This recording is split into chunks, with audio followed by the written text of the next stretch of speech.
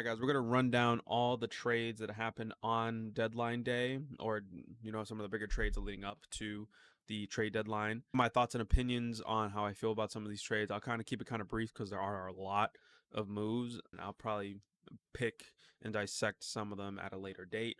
But just kind of like just instant reactions. So shout out to Matt Hanafan, who posted the trade deadline tracker on venditasportsmedia.com. So make sure you guys go check that out. I'll leave it in the description. The Padres acquiring Mason Miller for 4 prospects, along with JP Sears going with Miller back to San Diego. More or less the way I look at San Diego, because also they did make the trade with the Orioles to acquire Ryan O'Hearn as well as Ramon Laureano. The Padres are going for it. The Padres are serious about competing in that NL West, and seeing AJ Preller make these moves makes it seem that the Padres are not afraid of the Dodgers. In fact, it's going to make this NL West race so much fun going down the stretch, because I'm pretty sure that these two teams are going to be on a collision course one way or another once again. Getting O'Hearn from Baltimore is a price, as well as Mason Miller. Like, Mason Miller is probably the absolute headliner of this entire deadline. It just made that Padres bullpen that much more disgusting, because you have Miller, and in my opinion is probably going to be the closer. And I know he was absolutely unhittable last year. He was disgusting last year for the A's, but this year obviously his numbers have dipped a little bit, but that's also coming because he was playing in Sacramento. We thought Coors Field is where pitchers go to die. No, it's that bandbox of a stadium out there in Sacramento. Mason Miller is going to be absolutely disgusting, along with the rest of that Padres bullpen now. Like, they just to name a few guys they got Morahone, they got Jason Adams, they have Robert Suarez still, who wasn't traded. I think the Padres have made themselves into such a complete team going into the postseason this year. I think it was an absolute win of a trade deadline for the Padres. They definitely plugged a lot of holes and they reinforced stuff that they were already fantastic with in terms of the bullpen. Another one is the Astros reacquiring Carlos Correa from the Twins. It's been a very up and down road for Carlos Correa throughout his tenure away from Houston. Honestly, I think it's fantastic that Houston was able to reacquire him, and it seems like they're probably just going to end up sliding him to third base since Jeremy Pena is already over there and having himself a very, very solid season. I think Correa has the arm to play third base, and that's definitely a need that they've been looking at for a long period of time. Astros were involved in trying to get somebody like Nolan Arenado, Eugenio Suarez. They rekindle an old flame with Carlos Correa. Correa was not waiving his no trade clause for any other team besides the Astros. Next, Eugenio Suarez, speaking of Suarez, getting traded back to the Mariners after getting traded to the Diamondbacks from the Mariners just a couple of years ago. Just talking about the Mariners with the acquisitions of Suarez and Josh Naylor as well, just a few days ago at this point. The Mariners have really honed in. They have one of the best rotations of all of baseball, and it was always the main thing for Mariners teams the last couple of years is the offense. Kyle Raleigh is the best catcher in MLB. Like, this dude, he's one of the best players in the game right now. If Aaron Judge didn't exist, he is the clear-cut MVP, and he might have a better chance of winning it because Aaron Judge is down right now. Kyle Raleigh's been nasty, and a lot of guys in that lineup have been playing some of their best baseball. JP Crawford, Jorge Polanco's come back to life. Julio Rodriguez, still one of the better center fielders in the league. Randy Arozarena has another 2020 season under his belt. The offense of the Mariners has been good, but also it's been inconsistent at times throughout the year. They're fighting for the third wild card spot behind my Red Sox, as well as the Yankees, who also made a ton of moves during deadline day. Bringing in Josh Naylor and Suarez, who's top 5 in home runs this season, and he's leading the league in RBIs, just ahead of his now teammate, once again, Kyle Raleigh. On paper, this is definitely the best offensive Mariners team we've seen in quite a while. And the thing I only hope for this Mariners team is that they just maintain that level of offensive consistency in terms of production going into the postseason, or just through the second half of the year. Because I swear, every time the Mariners always find a way to fizzle out near the very end. It was like that last year. A story all too familiar to the Mariners and their fans the last couple of seasons when they were trying to be competitive. It's all about making the postseason in baseball for the most part. A team like Seattle, if they make the postseason, they can have a real shot of making a whole lot of noise. The Phillies acquiring Joan Duran as well as Harrison Bader. They filled a few needs, one being bullpen help desperately, because the Phillies were trotting out guys like Jordan Romano. Jordan Romano absolutely sucks. Duran, he has ERA just above 2. He's one of the better closers in baseball. and he was absolutely lights out during his tenure with the Twins, especially when they gave him the closer role. And to mention that the Twins just went on an absolute fire sale, just trading out a bunch of their core pieces. This was a much needed trade, and Dave Dombrowski, he was going to be wheeling and dealing at the deadline to put the Phillies in the best position to compete in that NL East. It's really a two-horse race, just counter punching between the Mets and the Phillies at the moment. Harrison Bader, I feel like that's a good depth piece. He's a tremendous defensive center fielder. He's been kind of on the upswing in terms of offensively this season. So obviously it's not what Philly fans probably would have anticipated. They probably would have anticipated somebody like Cedric Mullins or Luis Robert getting traded, but I don't think this is horrible. I do think that Harrison Bader is better than some of the guys they have out there, like Max Kepler, who's been having a pretty bad season. But regardless, I think the moves the Phillies made put themselves in a better position than they were just a few days ago. So I think the Phillies had a very, very good trade deadline, to say the least. The Yankees, after trading for Ryan McMahon a couple days ago, they really honed in on bullpen help. They got Camilo Duvall from the Giants. They got Jake Bird from the Rockies, and they also traded for David Bednar. To me, I don't think any of these guys are groundbreaking. I think Jake Bird, he's had himself a really good season for himself, but it was kind of bizarre that his ERA is better at Coors Field compared to away from Coors Field when he was playing with the Rockies. Camilo Duvall, it's just real funny that the Giants went from one of the better teams in the NL West, or at least a competitive team, and then they make the Rafael Devers trade, and they are the worst team in baseball since the Devers trade and one of the worst teams offensively, but that's a topic for a different day. And the Giants become sellers and they ship off Camilo Duvall, they ship off Rogers. Camilo Duvall, I feel, is probably the most intriguing bullpen arm they acquired out of the three. The fact that the dude throws on a 100-mile-an-hour cutter and he has great break on his slider. I think he is going to be either very good or very bad for the Yankees. Bednar, a former All-Star as well. I think the moves the Yankees made were a lot of the safer options, and I think it was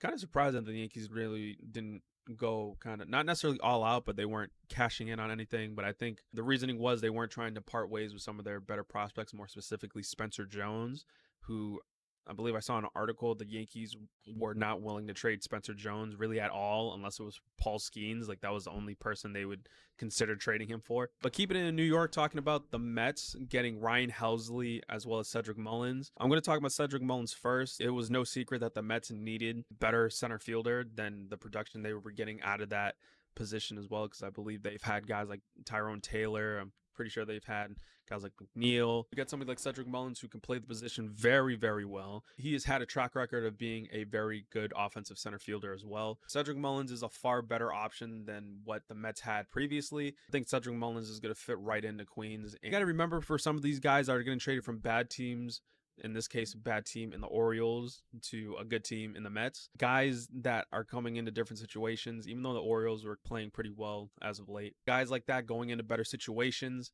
and going into playoff contention or playoff teams, it could either heighten, like those guys will rise to the occasion and help contribute, or they shy away from the spotlight and they shy away from the pressure and they become a dud, and then that pretty much the whole move becomes a bust. Also, with the Mets acquiring Ryan Helsley, one of the best closers in the game, coming out of St. Louis, he led the league in saves last year with 49. Absolutely electric fastball and a 1-2 punch between him and Edwin Diaz, who's having himself a great comeback season. It is going to be a joy to see how that Mets bullpen makes life very, very difficult for these playoff teams. And again, there's still plenty of time in the season for a lot of these moves to really play out, whether they're good moves or bad. But with the Mets pretty much in a neck and neck race with the Phillies, while both the Mets and the Phillies have had good deadlines, I think the Mets get a slight edge in terms of the talent they brought in terms, I feel like Mullins is a better center fielder than Bader, and I feel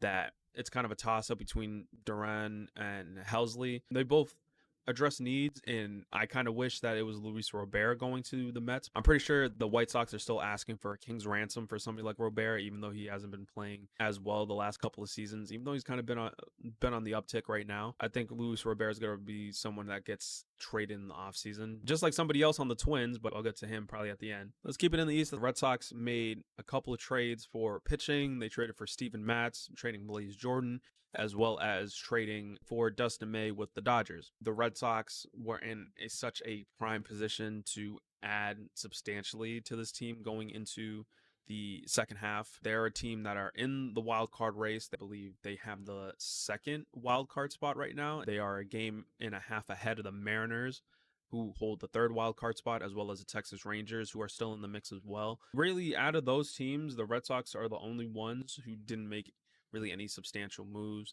The Yankees, of course, making their moves to apply bullpen help, as well as trading for someone like Ryan McMahon, among other players. Mariners, who traded for Eugenio Suarez and Josh Naylor, and you have the Rangers, who traded for Merrill Kelly from Arizona. The Red Sox bringing in Steven Matz and bringing in Dustin May. Dustin May is better than some of the starters that the Red Sox currently have on their roster. They lost Hunter Dobbins due to injury, and I think they really looked at it as trying to get pitching depth. Dustin May is going to be a free agent, and I think he probably won't be all that expensive to try to retain going into the offseason anyway. Steven Matz can be a starter. He's had moments where he was a starter, especially for the Mets. He came up as a starter, and then he found his way into the bullpen when he made his way over to St. Louis. I can understand the moves that they made, and it's good that they brought in a couple of arms, having their fan base under the impression that they were going to add substantially, and we were looking for an impact arm to make life a little bit easier for Garrett Crochet at the top of that rotation, make that pitching staff more lethal. A lot of Red Sox fans were looking at Joe Ryan to be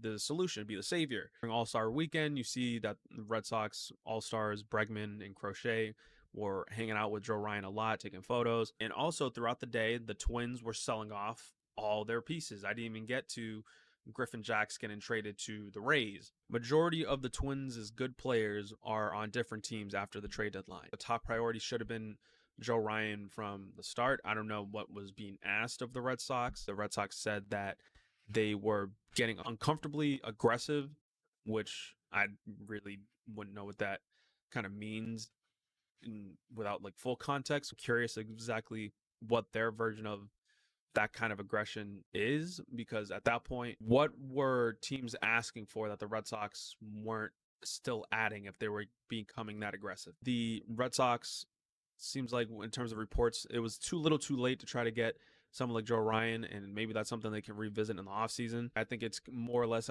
as it looks like right now, it's more of a dud that they weren't able to add a bat for first base, as well as getting a quality arm going into the second half of the year. It kind of screams how their trade deadline went last year, just a little bit, but also it would remain to be seen if the Red Sox crumble in the second half of the year, which could probably cause a whole world of problems this time around. The Rangers getting Merrill Kelly was another domino to fall for the Arizona Diamondbacks, who were selling off pieces. And Merrill Kelly, great pitcher. If the Rangers find their way into the playoffs, he has that playoff pedigree, that playoff experience. He kind of fits their mold, being that team in that win now mode, because they have a lot of veterans on that team. They're probably one of the oldest teams, if not the oldest team in baseball right now, and they just have a lot of guys in their early, mid, and late 30s providing a lot of production. You got guys like Corey Seager, who are still fantastic. You have Nathan Eovaldi, who's been one of the best pitchers this year. Adding Merrill Kelly to that rotation really adds an extra layer. The Rangers have been playing some of the best baseball since the turn of the All-Star break. Coming down to the last couple of trades here, the Blue Jays traded for Shane Bieber from the Guardians, and I'm kind of surprised the Guardians weren't a little bit more active at the deadline, whether it came to trading some more pieces away. I'm surprised Stephen Kwan didn't get moved. I kind of understand it. I think Cleveland maybe still feels like they have a shot. They are, I think, just about 500 right now. Just a few games out of a wild card spot if they get hot. So regardless, trading Shea Bieber away, he signed a 1-year deal with the Guardians to stay and kind of rehab the injury he was dealing with. He was on rehab assignment, and it seems like he's going to be starting his 2025 season north of the border. The Blue Jays, they were looking to add a little bit of reinforcements to that starting rotation behind Jose Barrios. I don't think the Blue Jays needed to do anything super substantial. I still think that they are in a great position with guys like George Springer having a great comeback season. Bo Bichette's been playing well. Like, everybody from top to bottom, especially these last couple of months, have been playing their best baseball. And so much so that they overtook the Yankees for the division lead, which is funny. But I do like the trade. It's just going to be interesting to see how Shane Bieber turns out for the Blue Jays, especially haven't yet thrown a pitch this year. The final notable trade I'll talk about is Griffin Jax getting traded pretty much at the last possible moment to the Rays for Taj Bradley. Griffin Jax has been one of the better relievers. I think the thing that was enticing to the Rays is that Jax is under team control through 2027, even though his season hasn't been as good as the one he had last year where he was absolute nails. I'm surprised the Rays weren't a little bit more active at the trade deadline as well, with guys like Brandon Lau and Yandy Diaz, but I think it's more because the Rays are kind of still in the mix in the AL East. They're 3.5 games back of a wild card spot, so I can kind of understand why they weren't willing to part with some of their vets like Lau, like Diaz. The Rays can get hot. They can be right back in a playoff spot like they were a couple weeks ago. Griffin Jacks, after trading some of their bullpen pieces like Zach Littell, selling off good pieces while also trying to remain competitive as well. I really like the move for them and really bolsters their bullpen. But this is what the Rays do. The Rays will look for guys on team control, which have no problem shipping out somebody like Taj Bradley who can get a nice fresh start out there in Minnesota. I feel like this trade deadline is exactly what fans want out of a trade deadline. It's chaotic, uncertain, it's exciting for many fan bases throughout MLB. Padres bolstered their chances not only from this year, but for the next few seasons as well, especially acquiring Mason Miller, has had a history of being one of the better closers in the game, even though his career is really only just getting started. I feel like the Padres are probably the easiest choice to say that they're the biggest winners out of all this. I would probably say one of the bigger losers of teams that made moves were probably the Red Sox. I just think there's too many teams in direct competition with you for a wild card spot and a playoff spot.